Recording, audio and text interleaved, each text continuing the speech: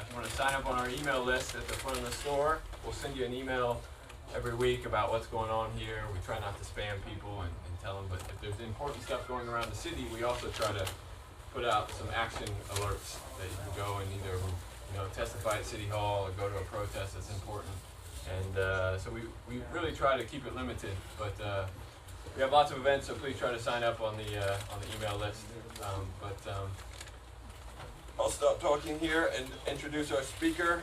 We have Lucas. Lucas is a one-time, he can tell you a little bit about his history. He's a one-time documentary filmmaker and researcher in the 9/11 area, and that's how he first was introduced to me in the store. He made a film called The Ultimate Con. You can go on YouTube, right? It's still up there, right? It had one of the largest hit ratios for 9/11 films for a little while there. Yeah, so it's actually the most watched YouTube video of all time on 9/11. Yeah. Well, there you go. Right. That was a good film, and we used to burn it and hand it out to people. It was a good introduction to the topic. But I hadn't seen him in a while. Since then, he sort of dropped off the map. And then he's come back, and he told me a very interesting story about what he's been researching as of late. And at first I was very skeptical, and I refused to believe any of it. And then he showed me some of it in his presentation that he's going to share with you tonight. And I felt it was compelling enough that other people need to see it, and so I wanted to schedule him a night where he could show it. I'm so glad so many people took the opportunity to come out and listen. So anyway, without further ado, let's welcome Lucas.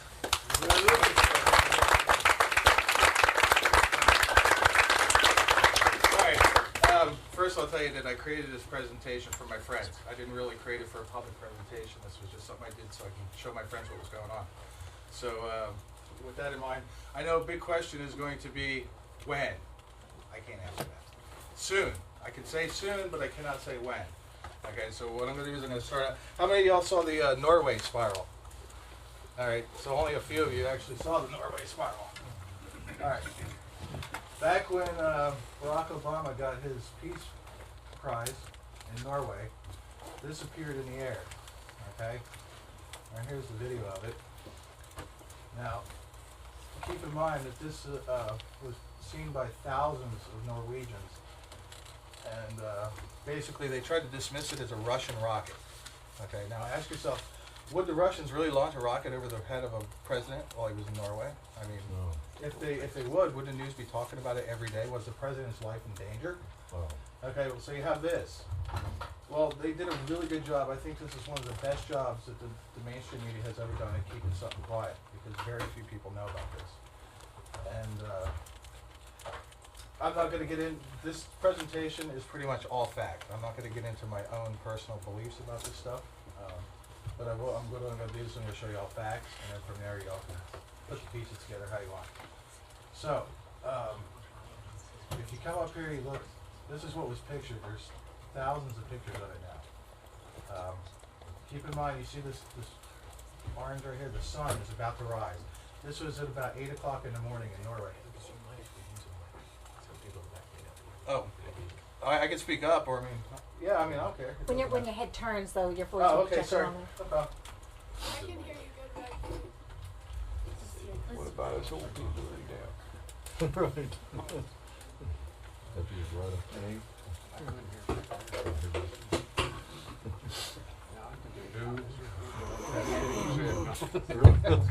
There we go. All right. I don't think you're that old. No.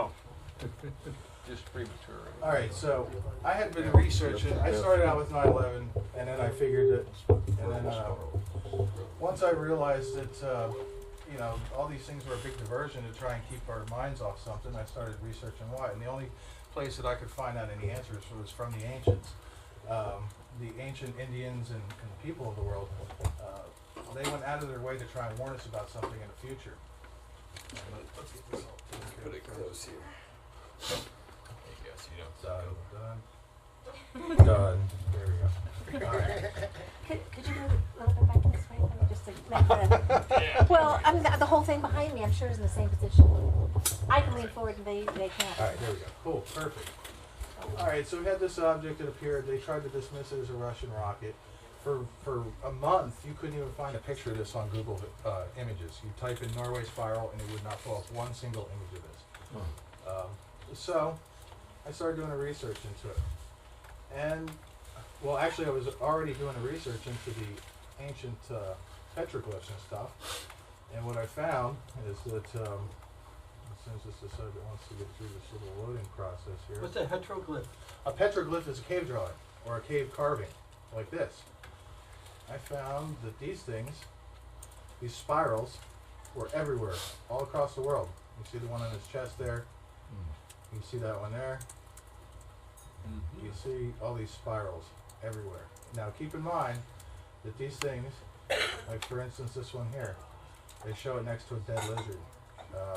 Most of these things are associated with death. They see the wave going up to the mountain, the deer and the people running away from it, the dead fish. Alright. So, these are all different various cave drawings.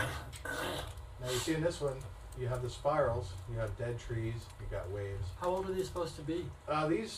They vary, usually around 3,600, 3,800 years old. These are found mostly, let me show you down here. Right here, if you look at the map, you'll notice that these spiral petroglyphs are found in the mountains only. You don't find them in this part of the country barely, just a couple places. Same thing with over in Asia. They're found in the mountainous areas. And so, you notice these things everywhere. Literally, if you go onto Google Images and you type spiral petroglyph, you will pull up thousands of these.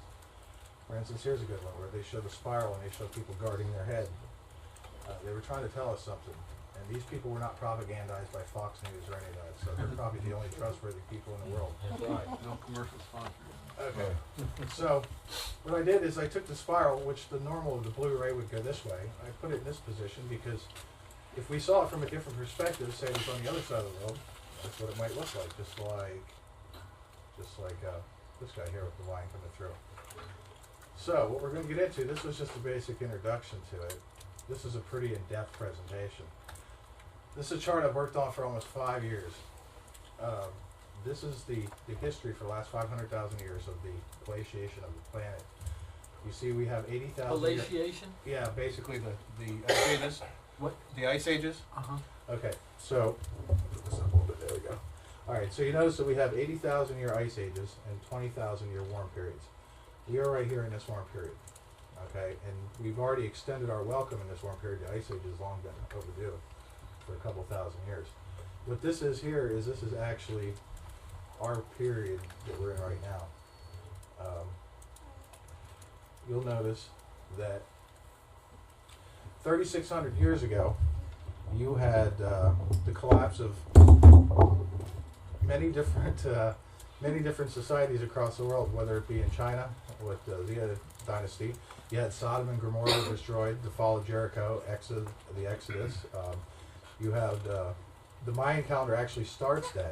Okay, the Indus Valley people of India, their civilization died off. Same with the Sup civilization. All right. The first Babylonian dynasty ended, and then the actual Babylon that we know started. The Middle Kingdom of Egypt ended, and the Minoans all ended at that time period. Now, if you go back another time period, there's not very many records of human existence back then, but 3,600 years later, we had all these natural disasters, and also the Byzantine calendar, which is the basis for the calendar for the Christian religion, started right at this time period.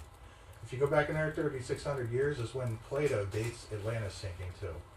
Okay, and then you go back another 3,600 years, and you also had the end of the saber-toothed tiger, the Irish giant deer, all the big mammals of the world basically came to an end.